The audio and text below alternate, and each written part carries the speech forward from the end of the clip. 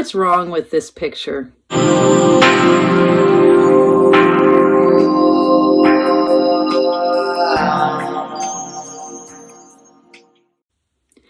You know, I hesitate to share a haul video with you guys precisely because life needs to be less like the Four of Cups. In fact, you know, on some level, I think the goal of spiritual practice is to be less like the wastrel in the Four of Cups who sees the world as unsatisfactory, as simply about lack, who's continually yearning for something, despite the fact that the universe is handing us everything. This gift of the present moment, this present of the present moment. So, you know, if spiritual practice, at least in my opinion, if it's about being less Four of Cupsy, less cup half empty, more cup completely full, then, you know, haul videos with the way that they kind of inspire tarot lust, market hunger, they're working against that spiritual inclination, that spiritual practice. And yet, you know, sometimes you just want to share the goodies. You just want to say, look at how fortunate and how blessed I am that these things have come into my life. And that's inspiring today's video. I just got back a couple days ago from 2 weeks with my husband, who's a antiquarian book dealer, out of print book dealer. He finds books for people. He is the guy that Powell's in Portland, Oregon. If you call Powell's and they don't have the book, they'll say, we got a guy in Eugene. He can help you out. He's a book appraiser. He's a bookman. My husband is a bookman. Not as romantic a profession as it might sound, and I'm almost certain it doesn't sound that romantic. But anyway, we went to these two fairs, to these book fairs in Pasadena and in Oakland. I'm pointing down because that's the universal sign of south. We headed south. We went to California, and it was really fun.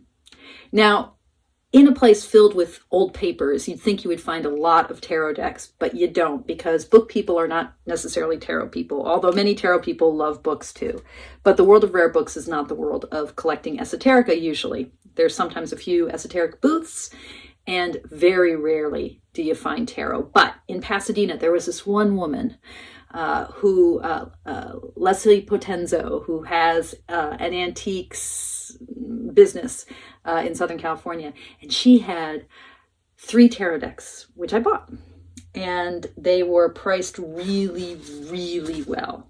Partly because the boxes are in crappy condition, and partly because she's not a tarot person. She's not selling to collectors. And so this is sometimes you just find cool stuff. So the first thing I found was the Tarot Piatnik Wien, a 1974 deck that I have wanted for a long time because the colors are so vibrant and gorgeous.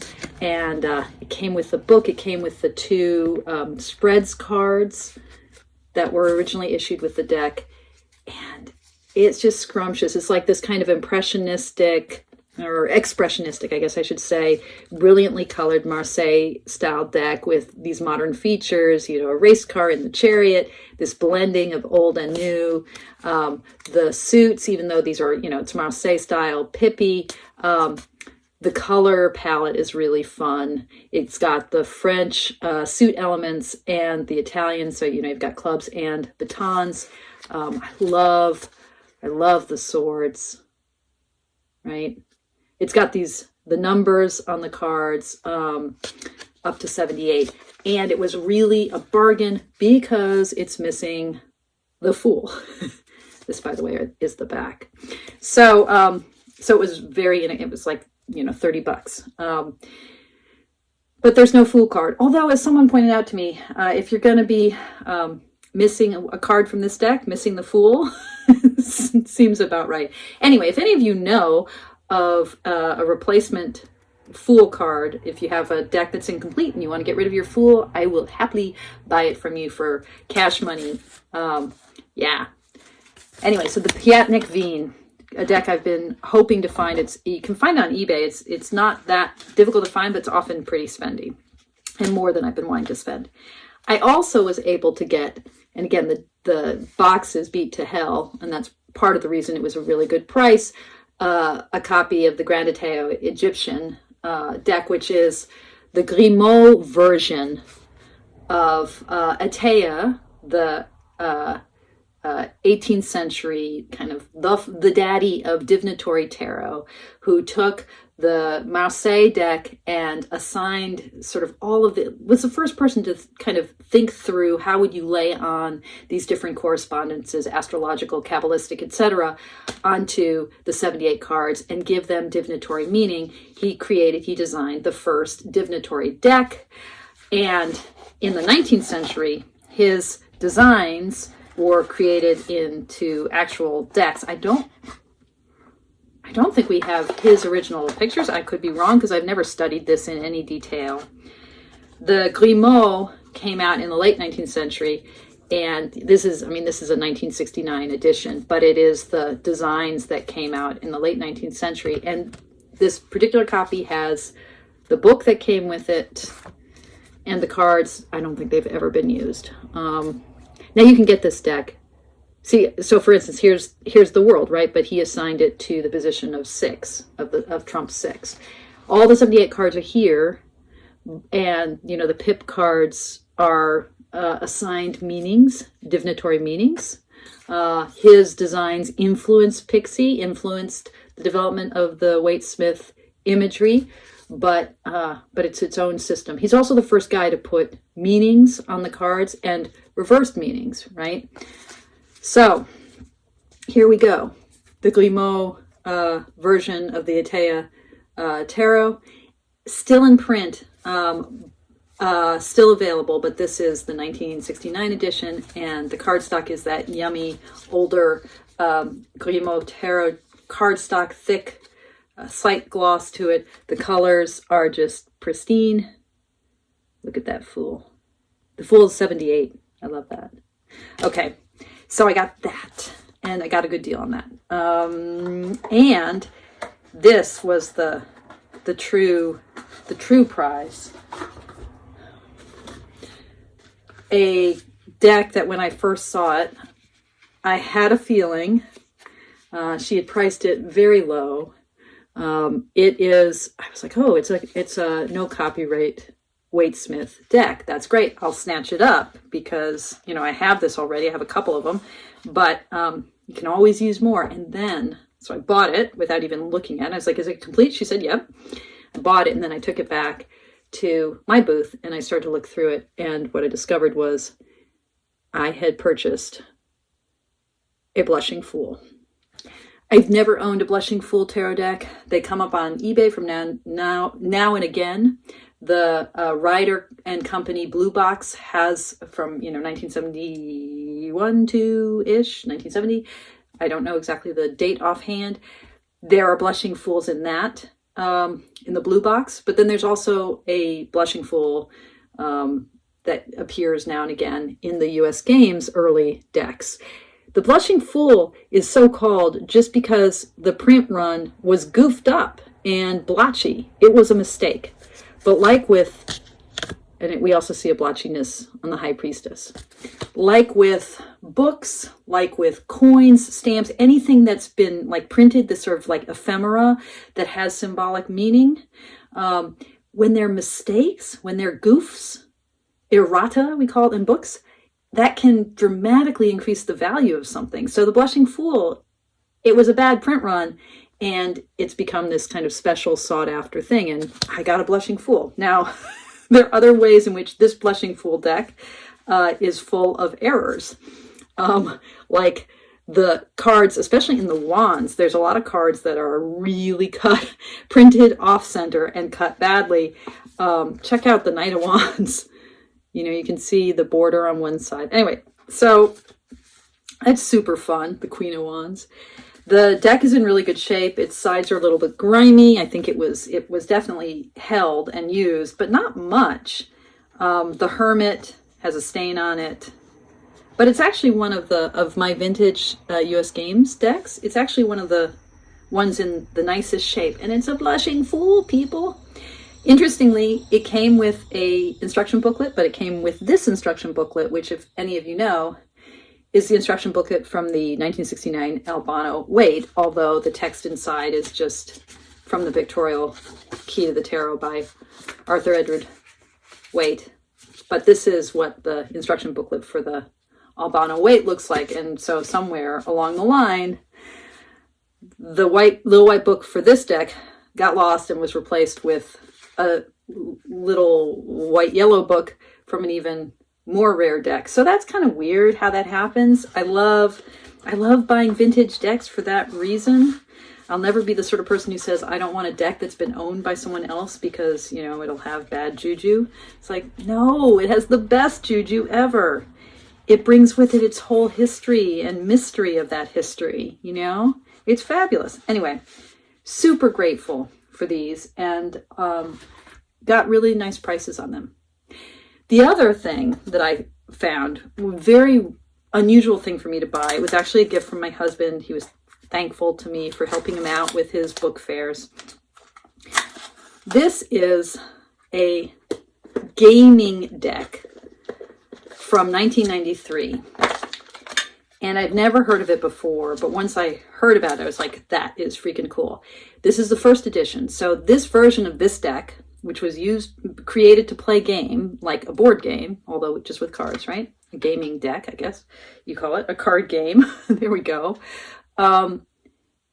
This version of it, the first edition, was only issued or only given away as a kind of promotion at gaming conventions in 1993. The deck was subsequently printed by the Chessex Company. I think there were 3 different editions of it. Those are still available. In fact, there's one on eBay right now. The first edition is really hard to come by, but at an antiquarian book fair, you can find strange things. Anyway, the deck. This is a deck called Plague and Pestilence. And it is a game that's all about recreating, woohoo, the Black Death. So the rules of the game, you get these cards. You start out with a bunch of what are called population cards. And you start in time of prosperity, building your population. So you roll dice, and the dice are really cute. They're 2 sets of dice, and the dice are black and white. And the ace, the pip in the dice is a death's head, is a skull.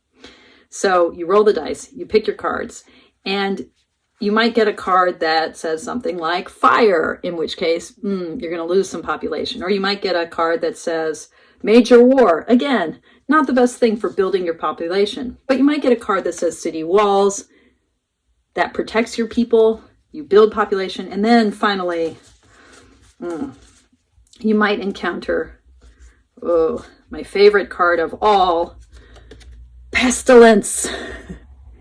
You're going to lose population points, right, if you get the rats. So this is Plague and Pestilence. I'd be curious if any of you know about this game. And, you know, for a chaplain in a time of global pandemic, finding a card game called Plague and Pestilence, this seems just about perfect. I'd be curious, actually, if there are any of you out there who collect gaming cards, and if you've ever combined that kind of collection with your work with tarot. Because, of course, I mean, tarot, these are playing cards, too. We just don't use them that way. I know that some of you have taken the Story Cards Dixit, that game card, and have used those as divinatory cards because the images are so fun. But I'm wondering if there are any of you who actually game with cards or play tarot as a game. I'd be curious to know, so comment below. Speaking of playing cards, the other thing that happened on this trip, where I live, there aren't very many Walgreens, and there's no Walgreens close to my house. But when I travel, I often end up going to Walgreens, and Walgreens often have really good bicycle cards, playing cards displays where you can find like a variety of great playing cards put out by the Bicycle Playing Card Company. What a treat playing cards are, you know, because like for $5, you can pick up just something small and beautiful. This is the Bicycle Mosaic deck, and the color palette is just really, really lovely, like this periwinkle purple and this kind of orangey color. Bicycle playing cards always come with, or typically come with, a double backer, which is fun. And then, you'll have, with their specialty decks, you'll have this kind of, like the red cards in this deck have this kind of mauve, and the black cards, instead of being black, they're sort of a dark blue. It's just really, really pretty, right? What fun, So I picked up a mosaic deck, and then, it's $5, man. It's like, you're on vacation, $5. It's the price of a cup of coffee. Then I picked up a deck that I'm not so thrilled with, but I'm kind of glad I have it anyway. The Vintage Classic, which has this kind of antiqued finish. And bicycle playing cards, I mean, this is like the paradigmatic air cushion finish that is so wonderful. I mean, it's designed to be shuffled. It feels so good. This is a deck that has, it's made for cardistry, like so many of these specialty bicycle decks. So, like, if I had any skills at all, I could do wonderful fanning and like bridging and just pretend I'm doing cool things here. It's just fun, right? And my last playing card deck, I think the Mosaic was my favorite purchase, but my last playing card deck, and I feel like I've reignited my love of playing cards, that plus the standard playing card tarot deck, which I've been messing a lot with. My last bicycle playing card deck that I got on this Walgreens spree was Bicycle Majesty, which has really pretty purple and gold, and the fonts for the pips and the both for the symbol elements, the pip elements, and for the numbers and aces, letters, is a little bit specialty. And the colors, this purple and gold, is just super pretty. So I'm back to playing with playing cards a lot right now. And in fact, I am thinking of doing a workshop on, or maybe a YouTube series, but maybe a workshop on reading with playing cards, which people often think of as this separate system like Lenormand or something completely different, and the rules for reading with playing cards and the meaning of the cards as being completely different from tarot. And then it becomes this thing where you have to memorize a list of meanings and a list of rules and combinations. But, playing cards are a lineage of tarot. I mean, tarot emerged in the 1400s as a conglomeration of these 22 allegorical images, which now is the major arcana, and then a 4-suited playing card deck coming from the Iberian Peninsula, coming from the world of Islam. So playing cards have been a part of tarot from the start and are just another lineage. So when I read with playing cards, it's part of my whole mindful tarot mode of reading. And that's what I will be offering a workshop on, I think. So stay tuned. And if you're interested in that, drop me an email, let me know so I can get you on the notification list for when that happens. Okay, that's what I got on my trip. And then I came home.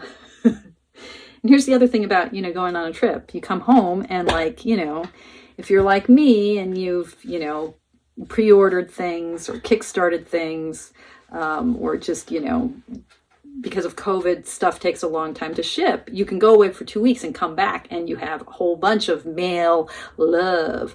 So I came back and I had a whole bunch of mail love. 2 of the things I had were bags waiting for me that I had printed through Printer Studio, which is where I get my bags, using my own images just for me, not for commercial use, fair use.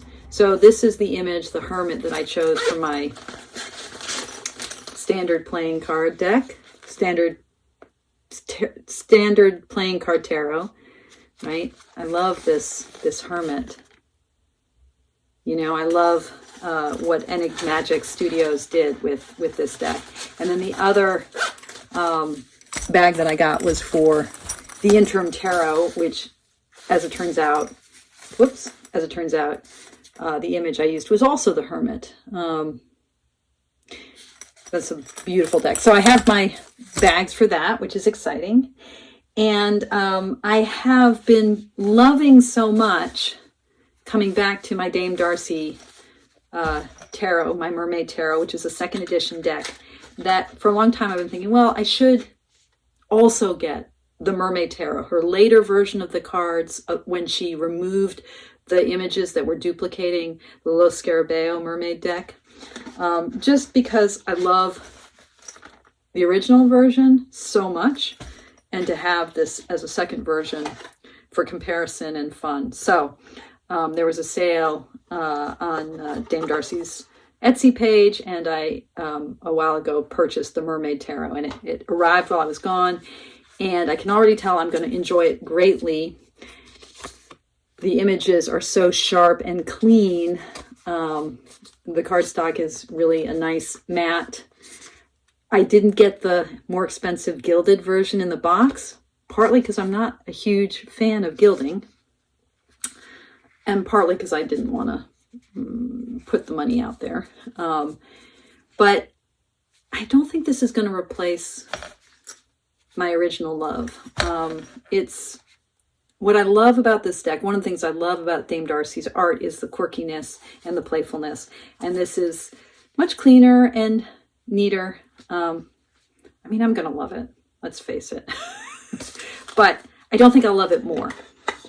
I think I'll love it slightly less, but still a lot. The other thing that came, which I am going to love hugely, is the Groovy Weight. I've been wanting this deck for a while, and beginning of January was a very hard time for me. Lots of very, very tough stuff at the hospital. Just fucking COVID, man. Fucking COVID. So, you know, I shopped.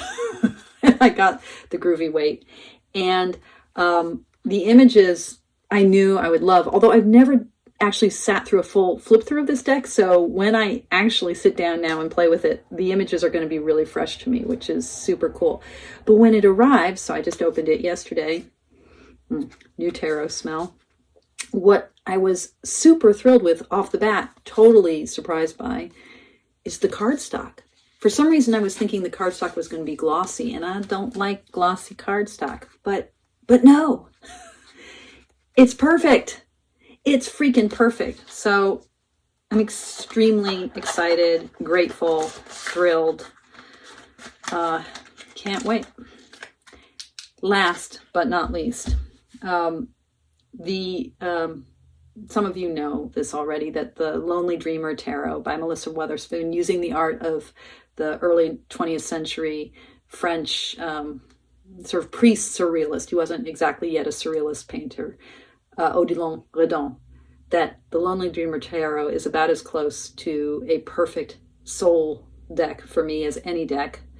I love that deck. I have both the first and the second edition. I, kickstarted the Oracle companion deck, the Oracle d'Or, which is based on his more shadowy drawings, his blacks, his noir, and that, I think the Kickstarter is still open, although it's funded really well. It's doing great. It's been really popular, which I'm so grateful to hear, because Melissa is so talented. Anyway, I love Melissa Weatherspoon's eye, her aesthetic sense, her feel for cardstock, for all of the kind of design elements of tarot, and her deep kind of understanding of the tarot as a mandala, as a complete system, the way she can weave stuff together. I just love her work. Melissa Weatherspoon, if you're listening, yes, you're magical.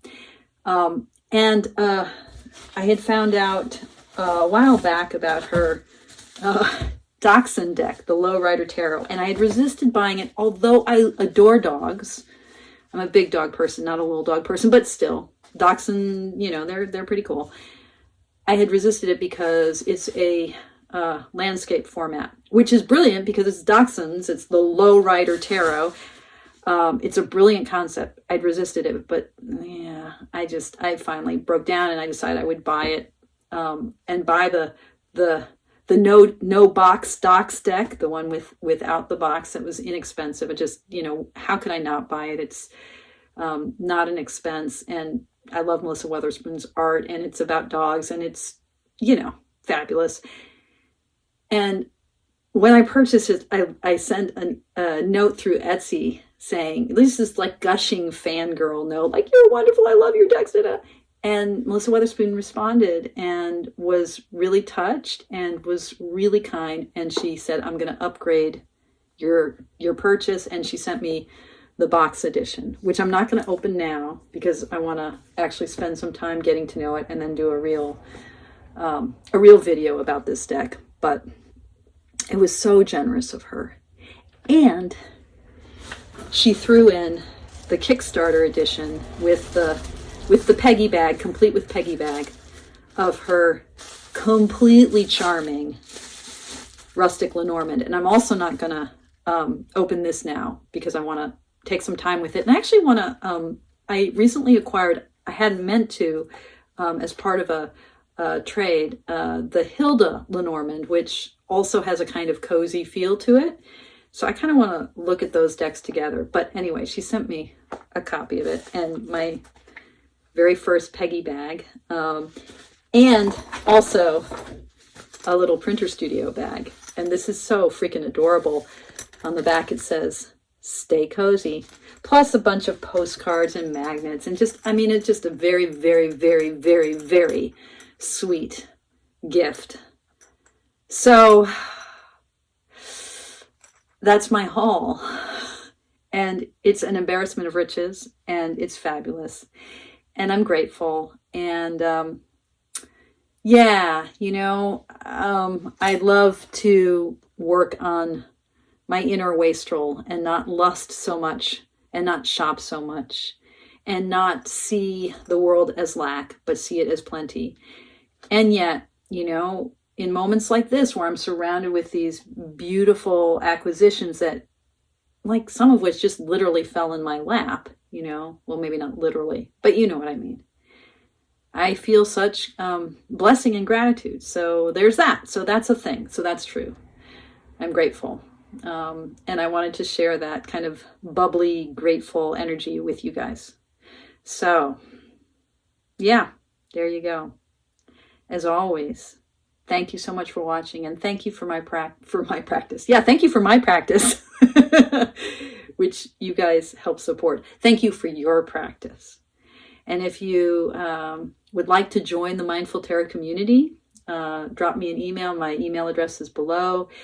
We have community Zooms every third Sunday of the month. So if you're seeing this when I put this video out there, the next one is coming up this Sunday, which is the 20th, I think, of February 2022. So yeah, climb aboard. Send me an email. Get on the list. Take good care, everyone. Thank you for everything.